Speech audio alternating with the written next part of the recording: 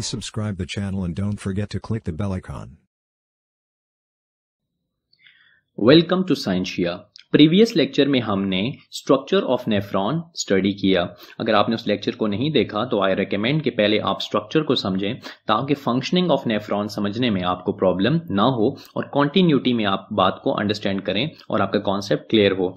हम देखते हैं कि function of nephron is urine formation, कि नेफ्रॉन यूरिन बनाता है और यही इसका काम है, और वो मुख्तलिफ स्टेजेस जिनसे गुजर के यूरिन फॉर्म होता है हम उनको अपने इस लेक्चर में कवर करेंगे। द फर्स्ट स्टेप और the first stage of urine formation is pressure filtration. अब ये प्रेशर फिल्टरेशन क्या है इसको आप डायग्राम से समझेंगे। एफरेंट आर्टेरियोल्स ब्लड को लेकर ग्लोमेरुलस के अंदर आती हैं और इफरेंट आर्टेरियोल्स ब्लड को लेकर बाहर जाती हैं। एफरेंट आर्टेरियोल्स का जो डायमीटर है वो ज्यादा होता है, सो एफरेंट आर्टेरियोल्स आर वाइडर, और जो हमारे पास इफरेंट आर्टेरियोल्स हैं वो नैरो हैं।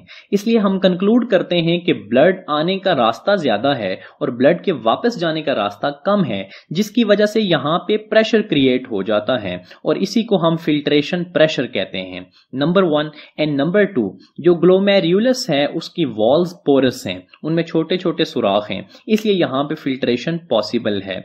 इन दोनों रीजंस की वजह से जब ब्लड पहुंचता है ग्लोमेरुलस में तो उसमें से फिल्ट्रेट निकल के बोमेंस कैप्सूल के अंदर आ जाता है। इसको हम ग्लोमेरुलस फिल्ट्रेट कहते हैं और फिल्ट्रेशन को हम कहते हैं प्रेशर फिल्टरेशन। ये फिल्ट्रेट जो बोमेंस कैप्सूल के अंदर आया है इसकी अगर हम कॉम्पोजिशन देखें तो इसमें glucose, amino acid, salts, water, waste और मुख्तलिफ किस्म के सॉल्ट्स वगैरह और चीजें, आयंस इसके अंदर मौजूद हैं। मीन्स हम कंक्लूड करते हैं कि प्रेशर फिल्ट्रेशन की वजह से फिल्टर होने वाला फिल्ट्रेट यूजफुल मटेरियल्स भी रखता है और हार्मफुल मटेरियल्स भी रखता है। अब हमारी कंसिडरेशन ये है कि इसमें से तमाम यूजफुल चीजों को रीएब्जॉर्ब कर लिया जाए और उनको बॉडी से जाया होने ना दिया जाए। So the second step is selective reabsorption.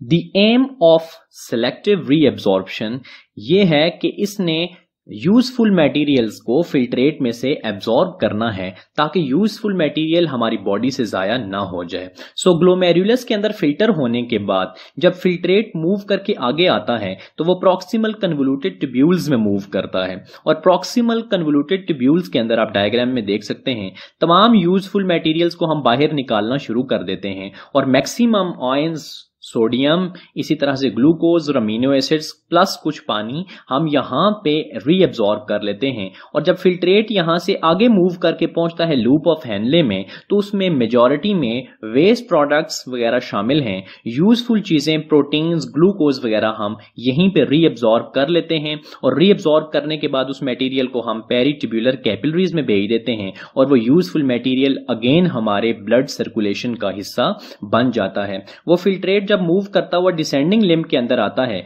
तो डिसेंडिंग लिम्ब आपको पता है कि पानी के लिए परमिएबल है और ये वाटर की मूवमेंट को अलाउ करता है, तो बॉडी मजीद पानी निकाल लेती है फिल्ट्रेट में से ताकि वो बॉडी से जाया ना हो। और यही फिल्ट्रेट जब मूव करके पहुंचता है असेंडिंग लिम्ब में तो हम उसमें से सॉल्ट्स को रीअब्सॉर्ब करते हैं और फाइनली ये फिल्ट्रेट देन कलेक्टिंग डक्ट के अंदर पहुंचता है और तब तक हमने अपनी जरूरत की हर चीज इसमें से रीअब्सॉर्ब कर ली होती है और अब इसके अंदर वही चीजें मौजूद हैं जिनको बॉडी अपनी अंदर से रिमूव करना चाहती है। So this is the concept of selective reabsorption के जिसमें से हमने ग्लोमेरुलर फिल्ट्रेट में से यूजफुल मटेरियल्स को वापस रीअब्सॉर्ब कर लिया है क्योंकि बॉडी चाहती है कि वो कंजर्व करे यूजफुल मटेरियल्स को। यहां पे ये कॉन्सेप्ट क्लियर करना भी बड़ा इंपॉर्टेंट है कि इस नेफ्रॉन में से जितनी चीजें बाहर निकल आएंगी वो बॉडी के अंदर रह जाएंगी क्योंकि उनको हम ब्लड में रीअब्सॉर्ब कर लेंगे। बॉडी से रिमूव सिर्फ वो मटेरियल होगा जो इसके ट्यूब्यूल्स के अंदर रहेगा। जैसे ये सोडियम अगर बाहर आ गया है तो अब ये हमारी ब्लड सर्कुलेशन में जाके हमारी बॉडी का हिस्सा बन जाएगा। सिमिलरली ये वाटर भी अब जब बाहर निकल आया है इसलिए ये हमारी बॉडी के अंदर रहेगा। तो जो चीजें इन लूप ऑफ हेनले के अंदर और ट्यूब्यूल्स के अंदर रहेंगी वो हमारी बॉडी से रिमूव हो जाएंगी और जो चीजें हम वापस निकाल लेंगे उनको हम ब्लड सर्कुलेशन का हिस्सा बना के वापस अपने जिस्म के अंदर रीयूज करेंगे। That's all about selective reabsorption. Selective reabsorption के बाद हमारे पास जो लास्ट स्टेप है यूरिन फॉर्मेशन का या फंक्शन ऑफ नेफ्रॉन का, दैट इज ट्यूब्यूलर सेक्रीशन। और ट्यूब्यूलर सेक्रीशन में हम यूरिन की पीएच को मेंटेन करते हैं और इसके मेथोडोलॉजी ये है कि जब हमारा फिल्ट्रेट मूव कर रहा होता है through out the renal tubule, तो रीनल ट्यूब्यूल के अंदर मौजूद एपिथेलियल सेल्स इस फिल्ट्रेट के अंदर हाइड्रोजन आयंस और साथ में अमोनियम आयंस को इसके अंदर ऐड करते हैं।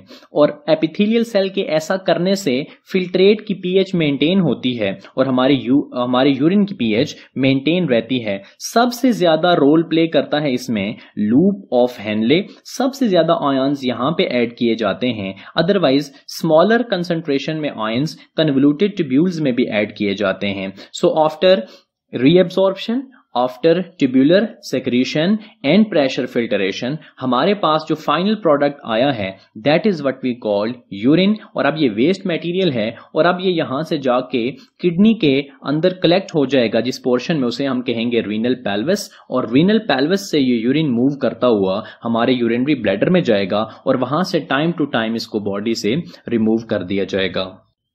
अगर हम इसी कॉन्सेप्ट को एक डायग्राम से अगेन देख लें, ये वही डायग्राम है जो हमने ऑलरेडी डिस्कस की है कि यहां बनने वाला सारा यूरिन कलेक्ट होगा कलेक्टिंग डक्ट के अंदर और वहां से ये मूव करता हुआ पेपिलरी डक्ट से इन छोटे छोटे सुराखों के थ्रू जाके जमा हो जाएगा रीनल पेल्विस में और रीनल पेल्विस से फिर ये मूव करता हुआ यूरेटर के थ्रू बॉडी से बाहर चला जाएगा। That's all about the functions of nephron.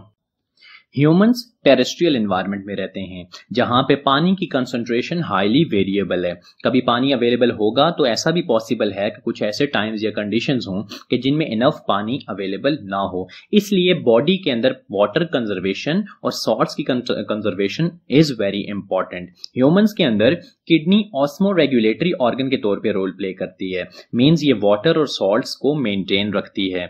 हमें कैसे पता चला कि किडनी एक ऑस्मो रेगुलेटरी ऑर्गन है? हम देखते हैं कि डिफरेंट कंडीशंस में हमारी बॉडी के अंदर डिफरेंट कंसंट्रेशन का यूरिन प्रोड्यूस होता है। अगर आप पानी ज्यादा पीते हैं और आप हाइड्रेटेड स्टेट में हैं तब डाइल्यूट यूरिन प्रोड्यूस होगा और उसकी फ्रीक्वेंसी भी ज्यादा होगी। और जब आप डिहाइड्रेटेड स्टेट में होंगे, आपने ऑलरेडी पानी कम पिया हुआ है, तब कंसंट्रेटेड यूरिन प्रोड्यूस होगा और यूरिन प्रोड्यूस होने की फ्रीक्वेंसी भी कम होगी।